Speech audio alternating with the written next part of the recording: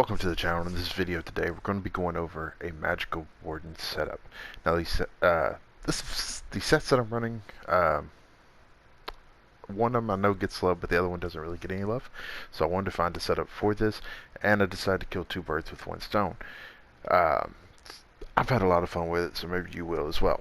So let's go ahead and jump into it. Max Magicka is 35.4k, magic recovery unbuffed is 1.3, our max health is 16.6, our spell damage is 2.3k, and our spell crit is 52.3. Now, I'm a Briton. I have 53 points into Magicka and 11 points into health. You may want to adjust yours or do some changing because you want to hit that 16.5k max health, 16.6 or above, more. That's the sweet spot where you want to be at with max health. So after that, then just dump everything else into Max Magicka.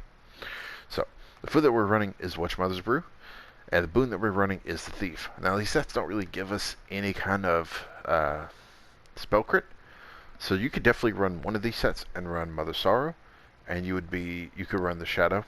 By all means, you could run the Shadows, or if you ran I have a sharpened staff, so if you ran a precise staff, you could probably get away with running the Shadow then as well. It's entirely up to you. And I'll go over the set that you could replace with Mother Sorrow if you wanted to. So, champion points. 28 Warlord, 28 Sprinter, 75 Arcanist, 64 Tenacity, 44 Tumbling, 31 Shadow Ward, 66 Elfborn, 64 Elemental Expert, 23 Spell Erosion, 21 Staff Expert, 56 Master at Arms, 40 Thermometer, 34 Ironclad, 30 Spell Shield, 30 Light Armor Focus, 64 Hardy, 64 Elemental Defender, 11 Bastion, 37 Quick Recovery. So, sets. The first set we're running is Draugr. We're running it on the front bar, we're running Sharpened Inferno Staff. And that's what this set does. It gives us Max Magicka, Spell Pen, Magic Recovery, and when we deal direct damage to an enemy, places a ghostly curse on an enemy for 6 seconds. Cursed enemies take 595 extra damage from all of your damage abilities. This effect can occur once every 9 seconds. If you wanted to run the Shadow, this is a set I would swap out for Mother Sorrow. So, as you can see, we're running poisons here. The reason why we're poisons is because it's going to synergize with the second set that we're running. On our back bar, we have a Maelstrom Inferno Staff, infused with a weapon damage enchant. What this is going to do, it's going to cause our light and heavy attacks to deal an additional 1.3k damage to enemies in your wall of elements. You can get this on normal now, so no reason not to go in there and farm one until you get it. Normal Maelstrom, very easy to run. As soon as you hit 160, go ahead and jump in there. Now the monster set we're running is Maw of the Infernal. We're running Medium Helmet Defines, and right now I have Shoulders in Training, Heavy with Max Magicka. You do want Divines if you can get it. Now, what this set does, it gives us Max Magicka. When you do damage with a light or heavy attack, you have a 33% chance to have Fire Breathing Daedroth for 15 seconds. Daedroth attack deals 5.9k flame damage and alternates between Fiery Breath, Fire Jaws, and Jagged Claw, which alternates once every 2 seconds. Daedroth can only be summoned once every 15 seconds. This is, as far as I know, to my understanding, is the best monster set for magic users, and I'm running on a Magicka Warden. But of course, you always have options. You have Grofstar, which comes from Vaults of Madness, Alambris, which comes from Crypto Hearts 1, Nerenth, which comes from Crypto Hearts 2, and Zons, which comes from Skullcaller. Easiest ones out of these to get would probably be Alambris, followed by Grofstar, Maw, they're about the same, and Nerenth. You know, Skullcaller, Zons is probably the more harder set to get, but Maw, it's definitely probably is the best one to get. Now, running Draugr on the chest as well, in Divines, and Gloves, Divines, Max Magicka, and Boots, Divines, Max Magicka. Now, the second set we're running is the reason why we're running these crowd lethal poisons, and that set is Moon Hunter. What this set does is it gives us spell damage, spell critical on your alchemy poison fires, increase your spell damage by 579 for 6 seconds. So as you can see, this is going to give us 595 extra damage toward one target that is cursed, and this is just going to give us an extra 579 on our stat sheets. So we're running a Divine's Waist, Divine Legs, and Arcane Jewelry, all with spell damage. Now of course, if I were to replace a set, like I was saying, Draugr would be the set I would replace with Mother Sorrow, because you're going to get a ton of spell damage from this set by itself. So by all means, you can replace this for Draugr. And of course, Mother Sorrow Jewelry would be the easiest one to get out of all of these. So, I mean, Draugr is really, it's a whole lot easier than I thought it would. It comes from Unhallowed Grave. Unhallowed Grave on Vet isn't as hard as I thought it would be. As long as you have communication, communication is key in that dungeon. As long as you have that, you'll be absolutely okay. Moon Hunter is very difficult. So hitting 160, CP 300, I mean, that could still be pretty difficult to get through Moon Hunter unless you have a group that knows what they're doing, can carry you through it. So that might be a little harder to get the jewelry in purple, but you can always get it in blue and upgrade it if you need to. But like I said, I would get Mother Sorrow jewelry here, a couple pieces body, and then just farm Moon Hunter on normal. Now, the reason why I am saying to keep Moon Hunter is because if you're like me, you can look on this character alone. He has 2,050 ground lethal poisons, and that is nothing compared to what I've been DPS testing with. So, if you're like me and you have all these poisons, why not use them? And of course, you get a ton of them just from daily rewards logging in. That is like, that's 100, 250, another 450 coming. And there's a ton more on characters. You get a ton of them from chests, or for popping crown crates as well. So they do, the double dot poisons are really good to begin with. So why not use them? You know, I just don't like deconstruction stuff. I'm kind of a hoarder. And Moon Hunter Sash will allow me to be able to use them poisons and benefit from them as well. So they just send it, you know, why not? So, with those being the sets, let's go over the skills. Our first skill is Screaming Cliff Racer. Command the Cliff Racer to dive bomb an enemy dealing 9.7k magic damage. If you're more than 7 meters away from the target, you set them off balance for 7 seconds. Deals up to 15% more damage based on how far away the enemy is. Deep Fissure. Set a ground of chalk the attack after 3 seconds, dealing 13.5k magic damage to enemies in front of you. Enemies' damage are afflicted with major breach, reducing their spell resistance by 5.2k for 6 seconds. Fetcher Infection. Unleash a swarm of Fetcher Flies to relentlessly attack an enemy, dealing 15.8k magic damage over 10 seconds. Every second cast of the ability deals 50% increased damage. The Fletcher Flies rip through the enemy's flesh, afflicting them with minor vulnerability for the duration, increasing their damage taken by 8%. So, this is a really good ability to have. It's a really good dot to always keep up, so they're always going to take that extra 8% damage. And then you combine that with Birds of Prey here, where while slow you gain minor berserk, increasing your damage done by 8%. So we're going to increase our damage by 8%, and they're going to take 8% more damage just with these two.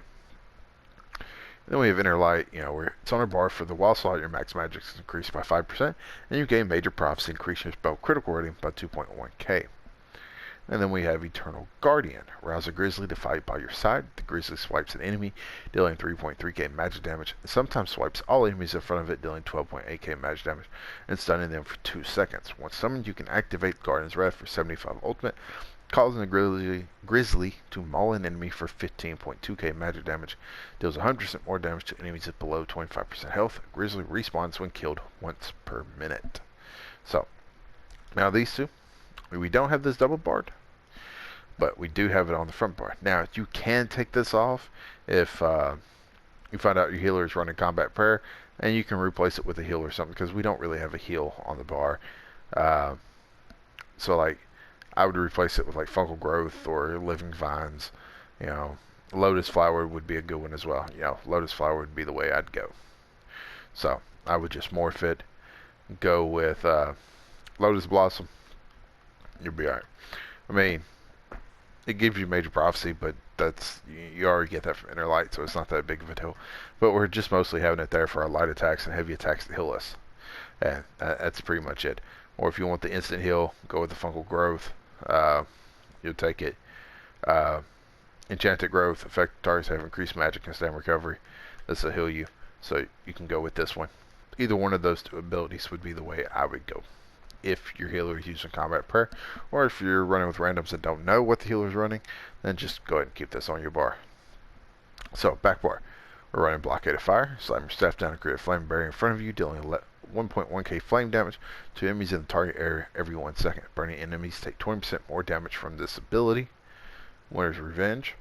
Conjure ice shards at the target location to skewer enemies in the area, dealing 2.2k frost damage every 1 second for 12 seconds.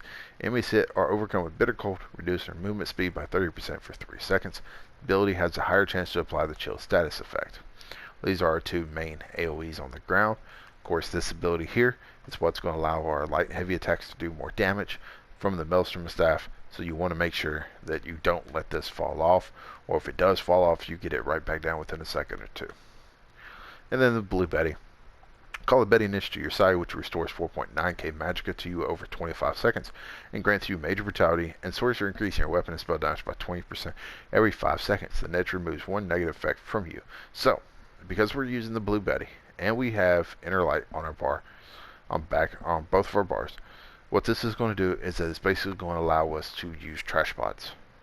Now, if you wanted to, I would still recommend the Blue Betty because it is a resource management thing. But you can always drop Inner Light off your bar for maybe a heal and a shield, if that's what you want to do. Then we have Channel Acceleration here. We're going to bend time and space around you. You gain Major Expedition for 12 seconds and Minor Force for 36 seconds. Increase your movement speed by 30% and critical damage by 10%. Now, this is the way we get Minor Force. Now, if you don't have this, by all means, just use Barb Trap. You get it from the Fighters Guild. So, if you're up close, I tend to not stay close. This is a Sigic line. It is a little bit of a grind, but I think you just got to get it to level 4 in order to unlock acceleration to be able to morph it into channel acceleration. It doesn't take much to be able to even get it to morph. I would highly recommend getting this if you can. So now buffed, fully buffed. We'll go ahead and proc our poison. Oh. Must not have set this down, right?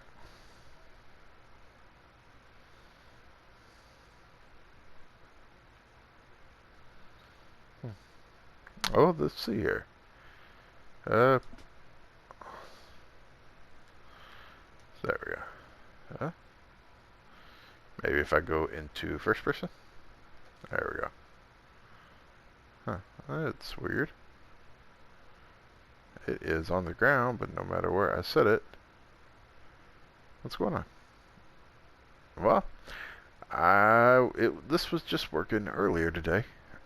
Wait, there it was. I guess there's a sweet spot, I guess.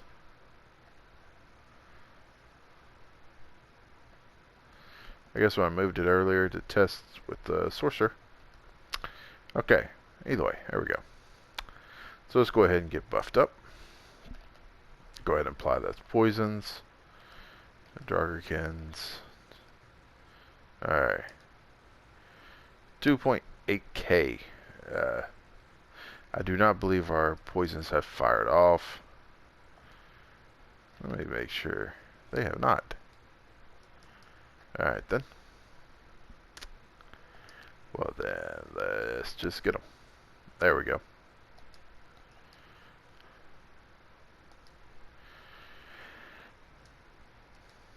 I wonder why these poisons are not firing.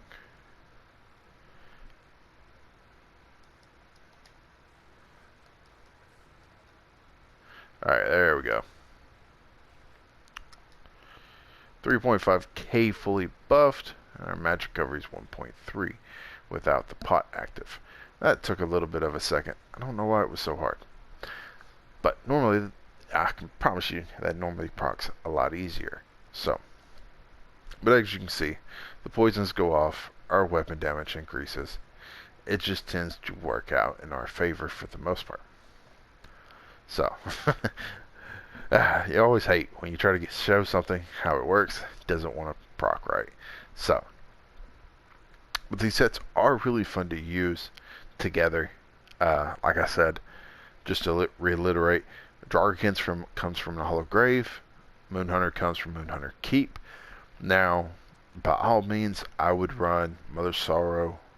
If you want to run the Shadow, because I run the Thief. If you want to run the Shadows, increase your crit damage. Replace, I would do it on the jewelry and 2 pieces on the body, and then do Moonhunter Keep the rest of the way, and an Inferno Staff. So, that would be what I would do if I was to replace any one of these sets. So if you wanted to run Draugr and not Moonhunter, replace Moonhunter with Mother's Sorrow. Either one of those would work, and you can really ride that into in-game. You can actually ride this into in-game because you can pull over 30k DPS. I'm not that very good with a Magicka Warden, but even with my rotation, I was still able to hit 32. So, and I am bad with a Warden. It took me some practice. So, I'm really bad about keeping the shocks going when I should. I'll let them drop off more than I should. You should, keeping these up can definitely increase your DPS, but I'm pretty bad about casting those in between when I should. So, but that is pretty much the setup. If it works for you, you have success with it, just let me know in the comment section. As always, if you like seeing more casual builds without trial gear and stuff like that, don't forget to subscribe for when I do upload. And until next time, take care.